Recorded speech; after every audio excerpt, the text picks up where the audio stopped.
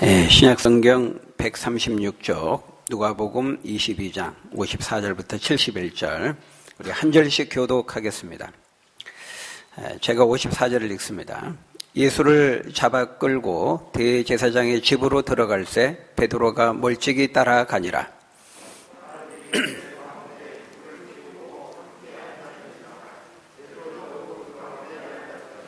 한 여종이 베드로의 불빛을 향하여 앉은 것을 보고 주목하여 이르되 이 사람도 그와 함께 있었느니라 하니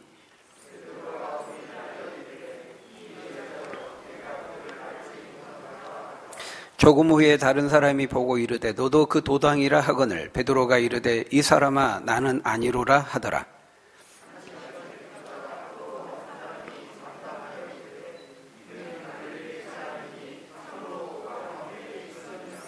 베드로가 이르되 이 사람아 나는 내가 하는 말을 알지 못하노라고 아직 말하고 있을 때에 닭이 곧 울더라.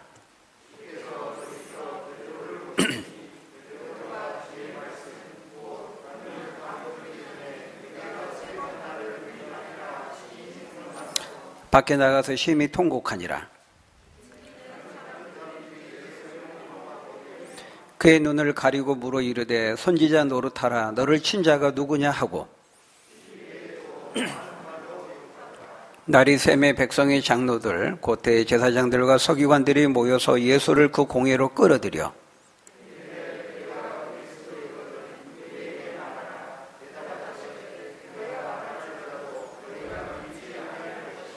내가 물어도 너희가 대답하지 아니할 것이니라.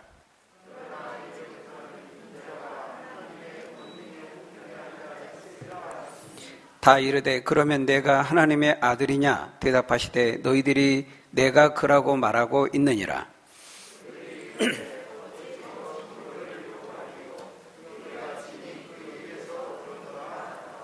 아멘. 네. 오늘 본문은 붙잡히신 예수님께서 여기저기 끌려다니면서 조롱과 고통을 겪으시는 모습을 보여줍니다. 참으로 죄 없으신 예수님을 어둠에 속한 인간들이 어떻게 대하고 있습니까? 예수님이 하신 일은 정말 착하신 일, 좋은 일, 선한 일만 하셨는데 그 예수님을 악한 인간들이 어떻게 대하고 있어요? 오늘 보면 54절에 보니까요. 예수를 잡아 끌고 대제사장의 집으로 들어갔다. 이렇게 말씀합니다. 말 그대로 질질 잡아 끌고 다닌 것입니다. 63절에서는 예수를 지키는 사람들이 예수를 희롱하고 때리며 그의 눈을 가리고 물어 이르되 선지자 노릇하라. 너를 친 자가 누구냐 하고 그 외에도 많은 말로 욕하더라. 이렇게 말합니다. 여기 지키는 사람들이라고 하는 것은 성전 경비를 맡은 병사들을 말하죠. 그러니까 이들이 예수를 희롱하고 조롱하고 소위 가지고 논 겁니다. 서로 막 때리면서 말하죠. 뭐라고 말합니까? 야, 네가 선지자라고 했지? 너 선지자 행세했지? 그럼 한번 어디에 맞춰봐라. 우리 중에 누가 때렸게? 그러면서 눈을 가리고 막 때리면서 누가 때렸는지 맞춰보라고 희롱하고 놀리는 거죠. 그 외에도 많은 말로 욕했다. 이렇게 말씀합니다. 지금 하나님의 아들을 향해서 굽혀 경배해도 모자랄 판에 많은 말로 소위 쌍욕을 한 겁니다. 다시 말씀드리지만은 예수님은 이 땅에 오셔서 욕먹을 그런 일은 한 번도 하신 적이 없습니다. 그럼에도 불구하고 이 육체적인 고통을 당하실 뿐만 아니라 정신적인 고통을 겪고 계시는 것을 볼 수 있습니다. 참으로 인간들이 얼마나 악하고 못됐는지를 그대로 우리에게 보여주는 거죠. 거기 66절에도 보면은 나리샘의 백성의 장로들, 유대 종교 지도자들입니다. 대제사장들과 서기관들이 모여서 예수를 이제 어디로 끌고 갑니까? 사내들인 공회로 끌고 가서 이제 신문합니다. 67절에 네가 그리스도이거든 우리에게 말하라. 예수님이 대답하시되 내가 말할지라도 너희가 믿지 아니할 것이요. 왜냐하면 그들은 이미 다 지금 답을 가지고 정답을 가지고 있기 때문에 그렇죠. 그러니까 70절에 또다시 질문합니다. 다 이르되 그러면 네가 하나님의 아들이냐? 대답하시되 너희들이 내가 그라고 말하고 있느니라. 지금 계속해서 유대 종교 지도자들이 뭘 질문하고 있어요? 네가 하나님의 아들이냐? 네가 그리스도냐? 이렇게 질문하죠. 그리스도냐? 너 그리스도냐? 아니냐? 계속 예수님이 그리스도인지를 묻고 있어요. 왜 이것을 질문하고 있을까요? 그것은 그들이 정말 예수님이 정체가, 정말 예수님이 그리스도인 아닌지 궁금해서 알고 싶어서 물어본 것일까요? 아니죠. 정말 예수님이 그리스도이면 우리가 지금까지 그동안 많이 그 그리스도를 기다려왔는데 정말 예수 당신이 그리스도면 우리가 정말 믿고 싶습니다. 정말 당신 그리스도 맞습니까? 이런 의미로 물어본 게 아니죠. 순수한 마음으로 물어본 게 아닙니다. 그럼 왜 물어본 것일까요? 신성모독죄로 몰아붙여서 죽이기 위해서 벌써 악한 의도를 가지고 그렇게 물어보는 겁니다. 그러니까 예수 입에서 내가 그리스도다 요 말만 떨어지기를 바라면서 네가 이제 예수가 내가 그리스도다라는 이제 말만 하면 이제 바로 불경죄와 신성모독죄로 몰아가려고 한 것이죠. 그래서 계속 네가 그리스도냐 아니냐 이거를 질문한 겁니다. 그러니까 예수님이 직접 내가 그리스도다 이렇게 말씀하시지는 않습니다. 거기 69절에 보니까 직접 말씀하지는 않지만은 그러나 이제부터는 인자가 하나님의 권능의 우편에 앉아 있으리라 하시면서 너희들이 내가 그라고 내가 하나님의 아들이라고 너희들이 말하지 않았느냐? 그래 말한 그대로다. 이렇게 간접적으로 사실은 이제 그리스도임을 시인하신 것입니다. 그러니까 바로 71절에서 뭐라고 말하고 있어요? 그들이 이르되 너 분명히 말했어. 어찌 더 증거가 필요하겠느냐? 우리가 친히 그 입에서 들었다.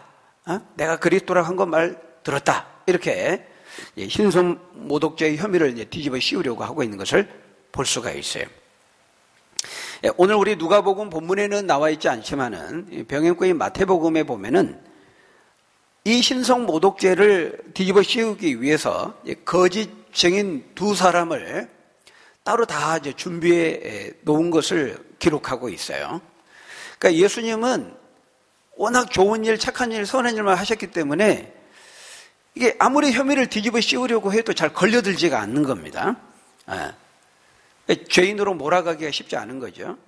워낙 흠 잡을 데가 없기 때문입니다. 그래서 이들이 이제 마지막으로 고육지책으로 짜놓은 그 계획이 뭐냐면은 이제 두 사람의 거짓 증인을 세워서 거짓 증언을 하게 하는 겁니다.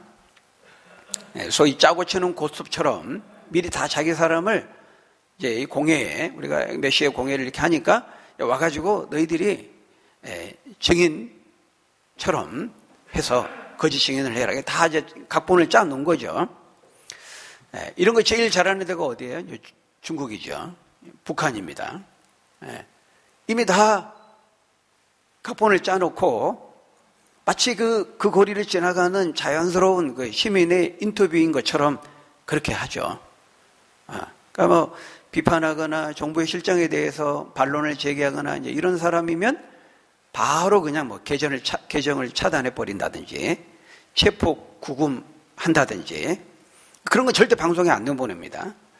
근데 이제 우연히 거기 지나가다가 이제 자연스럽게 시민을 인터뷰한 것처럼 해가지고 사실은 아무 문제 없습니다. 너무 잘 되고 있습니다. 너무 잘하고 있습니다. 이제 이런 거 이제 인터뷰하는 거 너무 잘하잖아요. 마치 지금 그런 것과 비슷한 거예요. 거짓 증인 두 사람을 다 이제 각본을 짜놓고 공회에 딱 이제 자연스럽게 출석하게 해가지고 증언을 하게 한 겁니다. 뭐라고 거짓 증언했습니까? 마태복음 26장 61절에 보면 이렇게 말하죠. 그러면 같이 읽어볼까요? 시작. 이르되 이 사람의 말이 내가 하나님의 성전을 헐고 사흘 동안에 재울 수 있다 하더라. 증인들이 이렇게 말하고 있어요. 이 사람의 예수의 말이 내가 하나님의 성전을 헐고 사흘 동안에 재울 수 있다. 이렇게 말했다는 거예요. 이렇게 말하고 돌아다녔다는 거예요. 그러니까 이 신성모독죄 불경죄에 해당된다는 겁니다.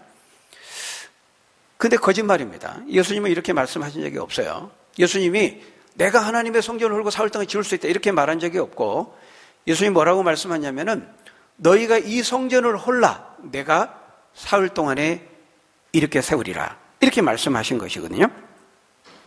그러니까 이거는 건물로서 예루살렘 성전을 가리킨 것이 아니고 참 성전으로 오신 예수님 자신을 가리켜 말씀하신 것입니다. 너희들이 참 성전인 나를 십자가에서 망가뜨리고 죽인다 할지라도 하나님의 능력으로 다시 3일 만에 부활하게 될 것을 말씀하신 거죠. 근데 그것을 왜곡해가지고 마치 예수님이 지금 건물로 지어진 하나님의 성전을 무시하고 폄하하고 그 성전을 파괴하려고 무너뜨리려고 했다. 그렇게 이제 참소하는 겁니다. 그 건물로 지어진 하나님의 성전을 이제 파괴하거나 이렇게 하는 거는 이제 불경죄, 신성모독죄에 해당이 되는 거거든요.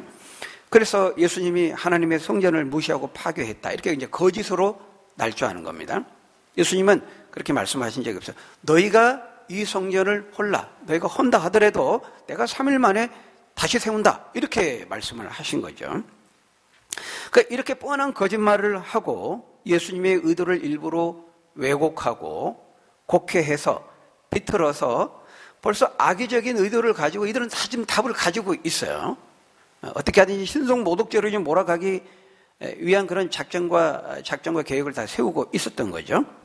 그러니까 예수님이 정말 누구인지 알고 싶어서 막 지금 신문하고 물어보는 것이 아닙니다. 자기들이 다 정해놓은 이런 답을 예수가 진술하도록 그 질문을 계속 지금 하고 있는 것이죠. 그러니까 참 악하죠.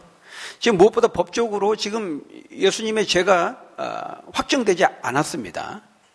당연히 무죄 추정의 원칙에 의해서 예수님의 그 피의자의 인권이 보장돼야 되거든요. 나중에 재판도 하기 전에 예수님 막 잡아 끌고 다니고 욕하고 때리고 침뱉고 조롱하고 이렇게 하는 거 굉장히 잘못된 거죠. 불편부당하고 악한 것이죠. 불의한 것이죠. 그런데도 예수님은 지금 어떻게 하고 계세요? 도살장에 끌려가는 어린 양처럼 묵묵히 모든 것을 감수하고 받아들이고 계시는 것을 볼 수 있습니다. 여러분, 왜 이렇게 예수님이 하셨을까요? 왜 이렇게 하고 계시죠? 이렇게 하지 않으면, 이 십자가의 길을 가지 않으면 죄인들을 구원하고 구속할 수 없기 때문에 그런 것입니다. 그러니까 이거는 뭘 보여줍니까?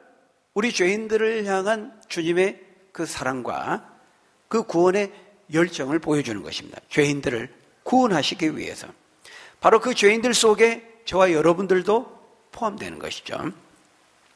여러분, 오늘 본문에 등장하는 이 모든 사람들의 면면을 한번 보십시오. 오늘 본문에 등장하는 사람들은 예수님께서 십자가 고난을 당하고 죽으시면서까지 구원하려고 하셨던 그 인간이라는 존재가 어떤 존재인지를 우리에게 보여주고 있어요.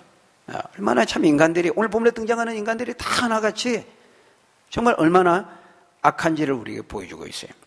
오늘 본문에 등장하는 이 예수님을 둘러싸고 있는 모든 사람들은 다 하나같이 연합해서 예수님을 향해 집중포화를 쏟아내고 있습니다. 공격의 화살을 쏟아내고 있죠.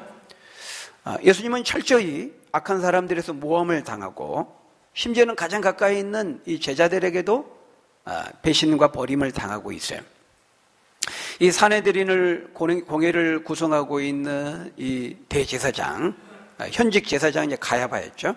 가야바를 비롯해서 서기관들과 장로들과 같이 이 유대 종교 지도자들은 아주 적극적으로 이제 악을 도모하고 행하고 있습니다. 또 한편에 이 베드로를 비롯한 제자들 역시 자신의 안정과 이익을 도모하기 위해서 예수님을 배반하고 배신하고 버리고 있는 것을 볼 수가 있어요. 그러니까 이 유대 종교 지도자들은 아주 적극적으로 공격적으로 악을 행한다고 한다면 베드로를 비롯한 제자들은 소극적으로 악을 행하는 자들이라고 할 수 있어요. 그렇지만 둘 다 죄고 둘 다 완악한 것은 동일한 거죠. 우리가 지난 시간에 살펴보았습니다. 지금 예수님은 손가락 하나만 까딱하면은 12군단 더 되는 천사들을 즉각 불러올 수 있는 그런 능력과 권세를 가지고 계시죠.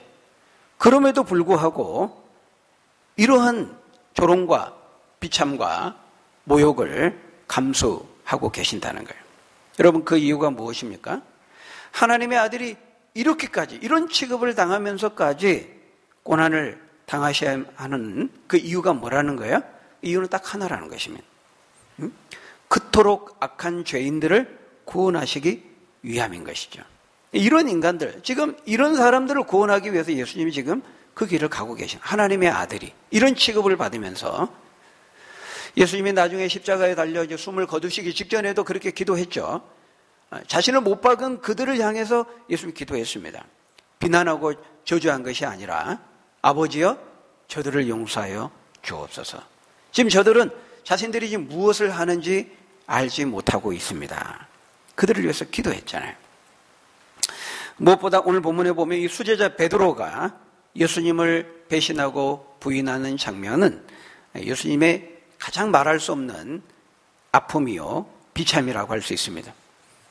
다른 사람은 몰라도 나는 끝까지 주님을 떠나지 않을 것입니다. 그렇게 큰 소리 빵빵 치고 호언장담했던 베드로였죠. 그런데 오늘 본문에 나타나는 베드로의 모습은 어떻습니까? 그 모습은 온데간데 없고 자신의 안전을 위해서 막상 그런 고난과 위기의 상황이 주어지니까 전혀 다른 사람으로 돌변하면서 스승 예수님을 3번씩이나 부인하고 있는 것을 볼 수 있습니다. 오늘 본문은 이 누가복음 본문은 베드로가 예수님 부인하는 그 장면을 그냥 이제 사실적으로 그러니까 팩트 중심으로 그냥 순서적으로 기술하고 있어요. 거기 보면 멀찍이 이제 떨어져서 예수님을 따라갔다가 밤이면 이제 춥습니다. 그러니까 이제 불을 피우니까 여정이 딱 보고 베드로의 얼굴을 딱 보니까는 어서 마치 보던 얼굴이거든요. 보니까는 예수님과 일행인 겁니다.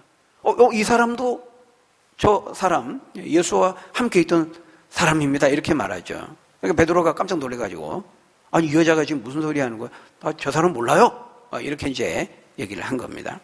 조금 있다가 또 다른 사람이 이 사람도 그들과 함께 있었던 무리인데 도당인데 그러니까 아니 무슨 소리 하냐고 사람 잘못 봤다고 또 다시 부인하죠.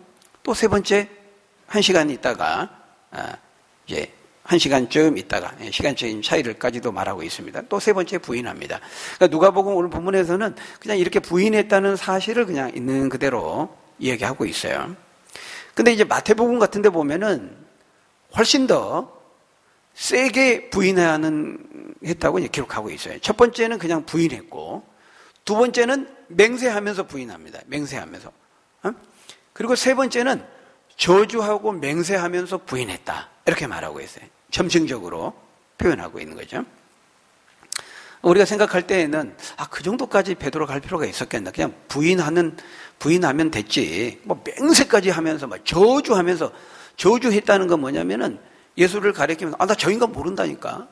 저런 인간 저주하면서 맹세하면서 3번째 부인했다. 이렇게 말하고 있죠. 그냥 부인만 해도 될 것 같은데. 근데 여러분 그 정도로 강하게 부인하지 않으면은 자신의 안전이 보장받지 못한다고 생각이 되니까 자기도 모르게 순간 그렇게 사람이 돌변하게 되는 것입니다. 여러분 이게 뭡니까? 이게 인간입니다. 이게 인간의 모습입니다. 또 우리들의 모습이지. 여러분 베드로가 특별히 악한 사람이었다고 생각하십니까? 그렇지 않습니다. 그래도 베드로는 용기가 있는 사람이었어요. 다른 제자들은요 다 뿔뿔이 흩어 도망갔습니다. 요한복음에 보면은 옷도 제대로 안 입고 도망갔다고 말하고 있어요. 요한이죠.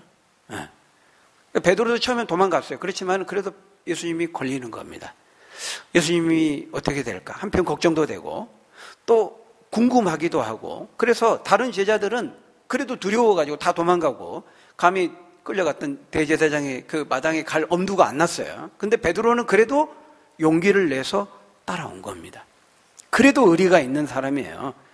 그래도 베드로가 칼을 빼서 말고의 길을 내리친 사람이 베드로 아닙니까? 그러니까 베드로니까 그나마 이제 이 정도로 한 겁니다. 그래서 베드로가 특별히 못나고 악한 사람이 아니라는 거예요. 베드로는 죄인 일반을 대표하고 있는 거예요. 평균 이상은 됩니다, 지금 베드로가. 예, 오늘날에도 자신의 이익과 안전을 위해서라면 사랑하는 사람을 버리고 배신하는 그런 경우 얼마나 많습니까? 베드로의 모습 속에서 우리는 우리 자신을 보아야 되는 것이죠. 베드로의 연약함, 나약함, 바로 그것이 우리의 모습을 보여준다는 거예요. 여러분, 우리가 2000년 전에 그 자리에 있어서도요, 우리가 베드로만큼 할 수 있을지 몰라요. 우리는 아마 그 근처에도 안 갈 수도 있어요. 다른 제자들처럼. 그러니까 베드로가 특별히 막 악하고 특별히 막 못되고 그런 게 아니라는 거예요. 우리들의 모습을 그대로 대변해 주는 겁니다. 바로 이런 인간들, 이런 죄인들, 이런 형편없는 사람들을 구원하시기 위해서 지금 주님은 묵묵히 십자가의 길을 걸어가고 계신 것이죠. 오늘 보면 거기 61절에 보면은 베드로가 마지막 세 번째로 예수님을 저주하고 맹세하고 부인할 때 그때 예수님께서 돌이켜 베드로를 보셨다 이렇게 말씀하고 있어요. 그때 베드로와 눈이 딱 마주친 겁니다. 극적인 장면이죠. 여러분, 만일 이때 여러분이 베드로였다면은 여러분 마음이 어땠을 것 같아요? 막 저주하면서 딱 부인했는데 딱 보는데 예수님과 눈이 딱 마주친 겁니다. 자, 61절, 62절 우리 한번 같이 읽어볼까요? 61절, 62절 시작. 주께서 돌이켜 베드로를 보시니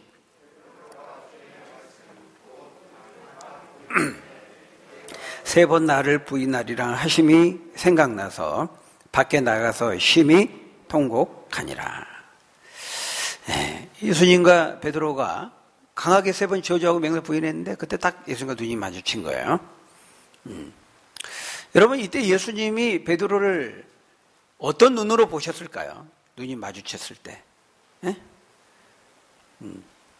도끼 어린 눈으로 째려 보셨을까요? 너 이놈. 그랬을까요? 아니었을 겁니다. 틀림없이. 연민에 찬 동정 어린 눈길로 베드로를 바라보신 것입니다. 바로 그 베드로의 모습이 죄를 가진 연약한 우리 자신도 어찌할 수 없는 인간의 모습임을 주님은 아시고 동정 어린 연민의 눈으로 베드로를 보신 것입니다. 주님께서 묵묵히 그 비참한 멸시와 조롱과 모욕을 당하시면서까지 십자가를 지시는 것도 결국에는 그런 우리의 연약함과 무지함과 완악함과 그 부족함에 둘러싸여 있는 우리 죄인들을 구원하시기 위함인 것이죠.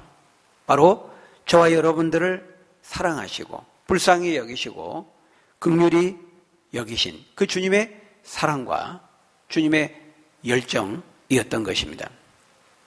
정말 형편없는 아무것도 아닌 우리를 구원하시기 위해서 하나님의 아들이신 그 예수님께서 십자가의 고통을 그 비참을 감당하고 계신 것이죠.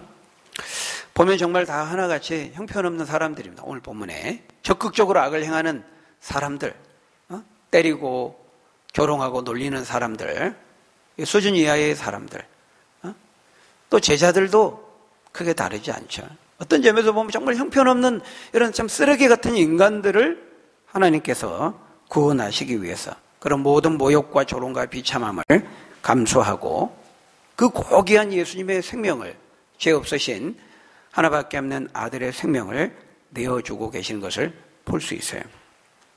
그래서 여러분, 우리가 이 주님의 십자가의 사랑을 어떻게 표현합니까? 도대체 이해할 수 없는 사랑이라고 말하는 것입니다. 여러분, 로마서 5장 우리 7절 8절 말씀 한번 같이 읽어볼까요? 시작. 의인을 위하여 죽는 자가 쉽지 않고 선인을 위하여 용감히 죽는 자가 혹 있거니와 우리가 아직 죄인 되었을 때에 그리스도께서 우리를 위하여 죽으심으로 하나님께서 우리에 대한 자기의 사랑을 확증하셨느니라. 여기 보니까요, 의인을 위하여 또 선인을 위하여 죽는 자가 쉽지 않다는 겁니다. 간혹 있는 경우가 있다는 거예요. 여러분, 여기 의인과 선인은 누구를 가리킵니까? 사람들이 볼 때 그래도 좀 괜찮은 사람들입니다. 괜찮은 사람. 사회적으로 또 사람들에게 훌륭하다 여김을 받는 그런 사람들이죠. 좋은 일을 하고 사람들에게 유익을 주는 존경받는 뭐 그런 사람들입니다. 여기 선인 말하는 의인은. 그러니까 예를 들면 이순신 장군. 그 병사들이 죽을 줄 알면서 이순신 장군이 같이 죽을 각오를 싸우잖아요. 다 동참하면 싸우죠, 병사들이. 그 병사들은 그 나라에 대한 충정도 있었겠지만은 무엇보다 이순신 장군을 개인적으로 흠모하고 존경하기 때문에 이런 장군이라면, 이런 사람이라면 내가 내 한 목숨 바치겠다. 그런 마음으로 한 겁니다. 기꺼이 목숨을 내놓는 거죠. 그런 경우가 간혹 있다는 겁니다. 그것도 흔하지는 않지만 있을 수 있다는 거죠. 왜냐하면 그래도 이렇게 이순신 장군같이 훌륭한 사람은 그 장군에게 또 유익도 받았고 도움도 받았기 때문에 보답의 차원에서라도 이제 그런 경우가 있다는 거예요. 그것도 흔하지는 않지만은. 그러니까 옛날에는 종들이 주인을 위해서 죽는 경우는 있었어요. 왜냐하면 종들은 주인의 소유였기 때문에. 그렇지만은 주인이 종을 위해서 죽는 경우는 없습니다. 사회적으로 지휘관도 없고 이제 훌륭하다고 생각하는 사람이 길에 누워있는 그 거린을 위해서 죽는 경우는 없죠. 만일 그랬다 그러면은 사람들은 그 죽음에 대해서 훌륭하다고 말하지 않고 무의미하고 왜 저런 사람을 위해서 죽어? 헛된 죽음이라고 여길 것입니다. 물론 오늘 안 그런 사람도 있겠지만은 이번에도 그 세계 최초로 돼지 심장을 이식한 그 수술을 했잖아요. 세상을 떠들썩하게 했는데 근데 또 나중에 알고 보니까 논란이 됐더라고요. 그 이식해준 사람이 아주 또 흉악한 범죄자랍니다. 왜 그런 사람을 살려줬냐고 또 비난하고 논란이 있는 걸 뉴스에 봤는데요. 그런 것과 같은 겁니다. 왜 그런 인간을, 그런 사람을 살려주느냐.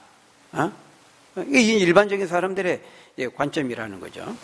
왜 주인이 종을 위해 죽어야 되고 왜 그렇게 훌륭한 사람이 아무 쓸모 없다고 생각하는 그런 거린을 위해서 자기 목숨을 바쳐야 되는가. 이해할 수가 없는 겁니다. 여러분, 바로 하나님께서 예수 그리스도를 십자가에 죽게 하시면서 우리를 구원하신 사랑이 바로 그와 같다는 거예요. 어떤 점에서 도저히 이해할 수 없는 사랑인 것입니다. 주님은 우리가 좀 괜찮았을 때 우리를 위해 죽으신 것이 아니고 방금 읽은 말씀처럼 우리가 죄인 되었을 때, 그 말은 우리가 받을 자격과 조건이 없을 때입니다. 죄인 되었을 때, 형편없을 때. 로마서 5장 10절에서는 우리가 하나님과 원수 되었을 때에 하나님은 아들을 우리에게 내어주심으로 자기의 사랑을 분명히 확증해 보여주셨다. 이렇게 말씀하고 있어요.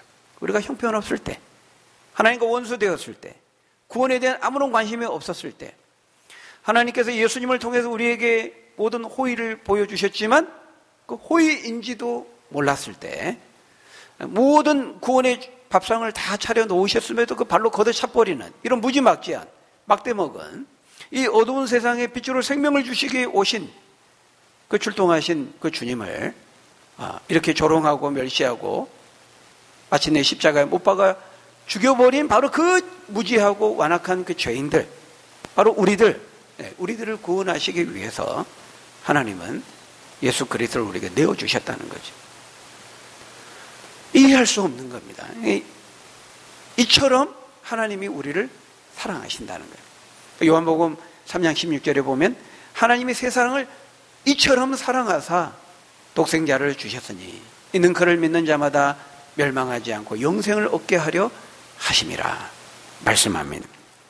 바로 이 놀라운 사랑, 이 놀라운 이해할 수 없는 이 위대한 사랑이 여러분 우리와 함께 하시고 우리를 지키시고 우리를 인도해 주시고 우리와 함께 하신다고 말씀하고 있어요.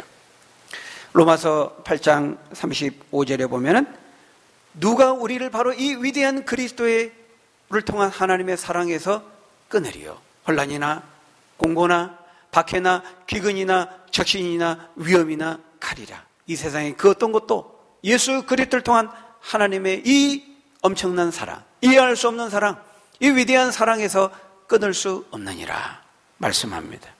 여러분, 하나님께서 우리에게 베풀어 주신 사랑은 바로 이 사랑입니다. 여러분의 삶의 어떤 환경과 상황 속에 있다 할지라도 바로 이 사랑, 이 주님의 나를 향한 그 사랑의 마음, 그 열정 여러분 꼭 기억하시고 이 사랑을 의지하고 이 사랑을 힘입어서 이기고 승리하는 하나님의 사람들 다 되시기를 주의 이름으로 간절히 축원합니다. 우리 기도하겠습니다. 아버지 하나님, 이 참 자격 없는, 형편없는 참 죄인된 우리들을 구원하시기 위해서 참 영광스러운 그 하나님의 보좌를 버리시고 사람이 되시고 죽기까지 낮아지시고 조롱과 멸시와 천대를 받으시면서 그 십자가의 고난을 감당하신 주님, 그 주님의 그 위대하신 사랑을 우리가 하나님 깨달아 알기를 원합니다. 우리의 완악함과 우리의 무지함으로 인해서 우리를 향해 주님이 무엇을 하셨는지, 우리를 향한 주님의 그 사랑의 마음을 우리가 잘 이해하지 못하고 헤아리지 못할 때가 많습니다. 죽기까지 죄인 되었을 때 우리를 사랑하신 그 주님의 사랑을 우리가 온전히 알고, 그 주님의 사랑이 세상 끝날까지 우리를 떠나지 아니하고 우리와 함께 하신다고 말씀하셨사오니, 그 사랑을 힘입고 그 사랑을 의심치 아니하고 믿고 의지해서 그 사랑의 힘으로 능력으로 이기고 승리하는 우리 하나님의 사람들 다 될 수 있도록 하나님 축복해 주옵소서. 예수님 이름으로 기도합나이다. 아멘.